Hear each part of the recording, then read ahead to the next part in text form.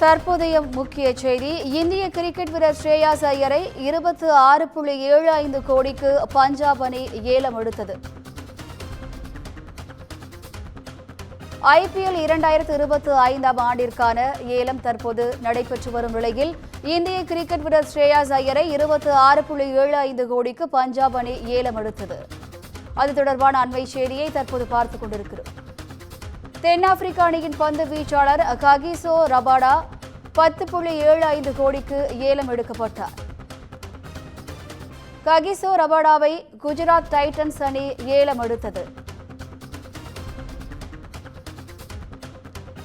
இது தொடர்பான கூடுதல் விவரங்களை செய்தியாளர் அன்வர் வழங்க கேட்கலாம். வணக்கம் அன்வர், கூடுதல் விவரங்கள் என்ன?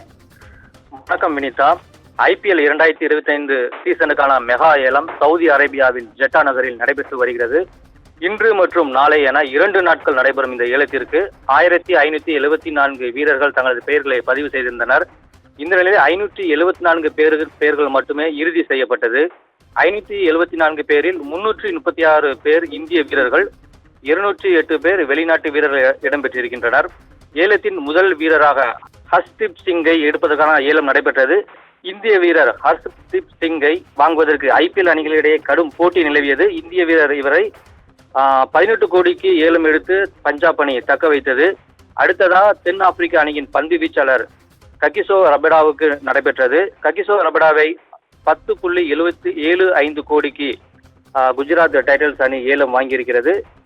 அதனைத் தொடர்ந்து இந்திய கிரிக்கெட் வீரர் ஸ்ரேயாஸ் ஐயரை 26.75 கோடிக்கு பஞ்சாப் அணி ஏலம் எடுத்திருக்கிறது. கொல்கத்தா அணியில் இருந்த ஸ்ரேயாஸ் ஐயரை ஏலம் எடுக்க பஞ்சாப் மற்றும் டெல்லி அணிகளுக்கிடையே கடும் போட்டி நிலவியது. IPL வரலாற்றில் அதிக விலைக்கு ஏலம் போன வீரர் என்ற சாதனையை ஸ்ரேயாஸ் ஐயர் தற்போது படைத்திருக்கிறார். ஆஸ்திரேலிய வீரர் ஸ்டார்க் 24.75 கோடிக்கு ஏலம் போயிருந்த நிலையில் ஸ்ரேயாஸ் ஐயர் அதனை முறியடித்திருக்கிறார். ஸ்ரேயாஸ் ஐயரை தொடர்ந்து இங்கிலாந்து கிரிக்கெட் வீரர் பட்லருக்கு ஏலம் விடப்பட்டது.